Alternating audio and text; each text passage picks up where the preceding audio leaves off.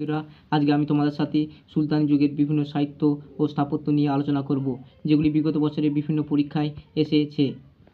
সুলতান যুগের গ্রন্থ তারিকি ফিরোজশাহী গ্রন্থটি লেখক হচ্ছে জিয়াউদ্দিন বার্নি। ফতহ-ই জাহাঙ্গীরি গ্রন্থটির লেখক হচ্ছে জিয়াউদ্দিন বার্নি। তাহলে জিয়াউদ্দিন বার্নির লেখা দুটি গ্রন্থের নাম তারিকি ফিরোজশাহী ও ফতহ-ই জাহাঙ্গীরি। ইয়াহিয়া বিন সিরহিন্দের লেখা একটি গ্রন্থের নাম হলো তারিকি মুবারকশাহী।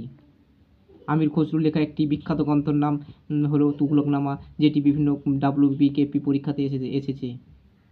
কিতাবুল রাহলা গ্রন্থটি ইবনে বতুতার লেখা। কিতাবুল রাহলা গ্রন্থটি কার লেখা? ইবনে বতুতার লেখা। এটি 2022 সালে এসেছে। ফতহ-ই ফিরোজশাহী গ্রন্থটির লেখক ফিরোজ শাহ তুগলক।